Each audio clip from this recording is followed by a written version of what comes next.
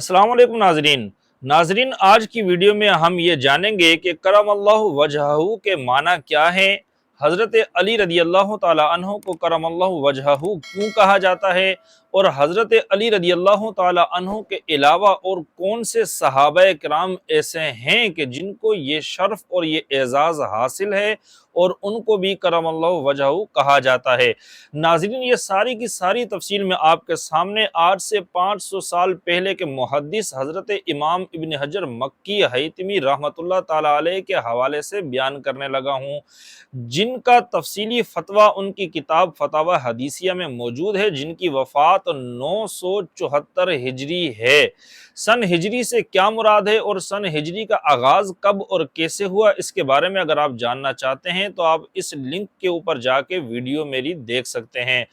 नाज़रीन, अब चलते हैं इसके माना की तरफ। करम अल्लाह वजहहू में वजह का माना जो है वो जबीं, पेशानी और चेहरे के हैं। करम अल्लाह वजहहू का माना ये है कि जिसकी जबीं को, जिसकी पेशानी को अल्लाह रब्बुल इज़्ज़त ने इज्जत और वजाहत से नवाजा हो, ये तो है इसका माना। अब हज़रत अली रदी अल्लाह ताला अन्हु को करम अल्लाह वजहहू क्यों कहा जाता है, तो नाज़रीन, हज़रत अली रदी अल्लाह ताला अन्हु वो सहाबी हैं कि जो बच्चों में सबसे पहले इस्लाम कबूल करने वाले सहाबा में से हैं। तो हज़रत अली रदी अल्लाह ताला अन्हु ने अपनी पूरी ज़िंदगी कभी बुतों को सजदा नहीं किया। आपकी पेशानी मुबारक हमेशा यानी पूरी ज़िंदगी गैरुल्लाह के सामने झुकने से महफूज रही है। इस वजह से आपको करम अल्लाह वजहहू कहा जाता है, जिसका मतलब ये है कि अल्लाह रब्बुल इज़्ज़त ने आपको ये शर्फ और ये एजाज़ बख्शा है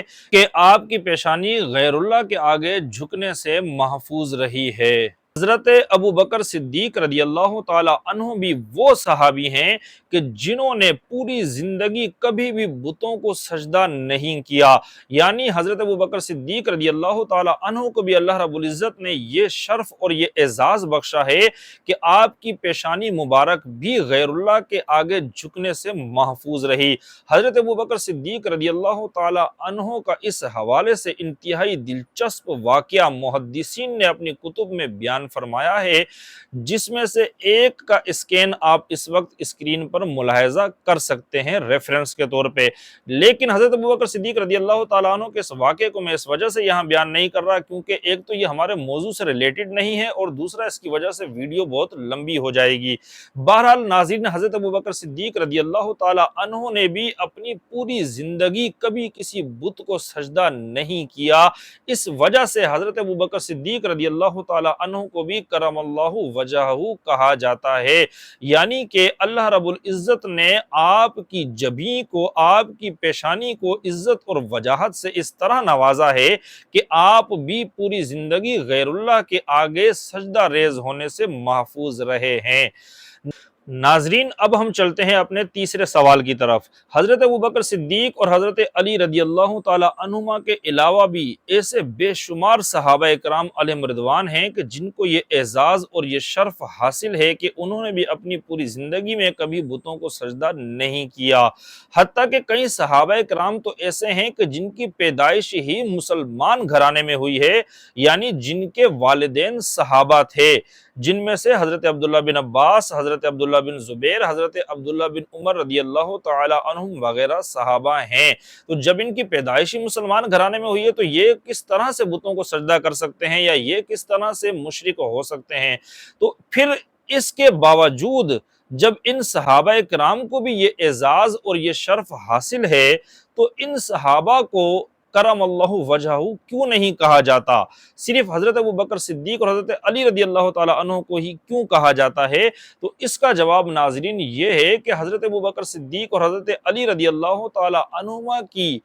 पैदाइश और परवरिश जिस माहौल में है, जिस हालात में है, उसमें कुफ्र और शिर्क का गलबा था। उसमें कुफ्र और शिर्क को अच्छा समझा जाता था, कुफ्र और शिर्क की बाकायदा तालीम दी जाती थी। तो ऐसे माहौल में और ऐसे हालात में इनका गैरुल्लाह के आगे सजदा रेज होने से महफूज रहना ये इनकी खुसूसियात में से है। जबकि जो दूसरे सहाबा कराम अलैहिम रिदवान हैं, जिनको ये एजाज़ और ये शर्फ हासिल है, یہ اگرچہ ان کو شرف اور اعزاز حاصل ہے لیکن یہ ان کی خصوصیات میں سے نہیں ہے، اس وجہ سے کہ ان کی پرورش اور جس ماحول اور جن حالات میں ہوئی ہے اس میں کفر اور شرک کا غلبہ نہیں تھا بلکہ اسلام کا غلبہ تھا، اور اسلام کی تعلیمات کی وجہ سے کفر اور شرک کو برا سمجھا جانے لگا تھا۔ تو اگرچہ دیگر کئی صحابہ کرام علیہم رضوان کو بھی یہ اعزاز اور شرف حاصل ہے،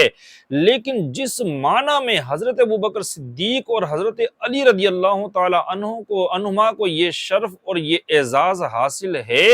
اس خصوصیت کے پیش نظر حضرت ابوبکر صدیق اور حضرت علی رضی اللہ تعالی عنہما کو اس امتیازی جملے سے، اس امتیازی وصف سے نوازا گیا ہے۔ اسی وجہ سے صرف حضرت ابوبکر صدیق اور حضرت علی رضی اللہ تعالی عنہما کو کرم اللہ وجہہ کہا جاتا ہے۔ ناظرین، حضرت علی رضی اللہ تعالی عنہ کی اس فضیلت کے پیش نظر حضرت علی رضی اللہ تعالی عنہ سے محبت کا دعویٰ کرنے والوں اور حضرت علی رضی اللہ تعالی عنہ کا نام لینے والوں کے لیے ایک بہترین میسج بھی ہے۔ جیسا کہ آپ نے جانا کہ حضرت علی رضی اللہ تعالی عنہ کو کرم اللہ وجہہ اس وجہ سے کہا جاتا ہے کہ اللہ رب العزت نے آپ کو یہ اعزاز بخشا کہ آپ نے پوری زندگی غیر اللہ کے آگے آپ کی جبین جھکنے سے محفوظ رہی ہے، لیکن جو حضرت علی رضی اللہ تعالیٰ عنہ سے محبت کا دعویٰ کرتے ہیں اور حضرت علی کا نام لیتے ہیں، ان کو اپنے اعمال پر غور کرنا چاہیے کہ وہ اللہ کے در کو چھوڑ کر اور کتنے ہی ایسے در ہیں یا کتنی ہی ایسی جگہ ہیں جہاں پر ان کی پیشانیاں جھکی رہتی ہیں۔ تو اس فضیلت میں ان کے لیے درس عبرت بھی ہے۔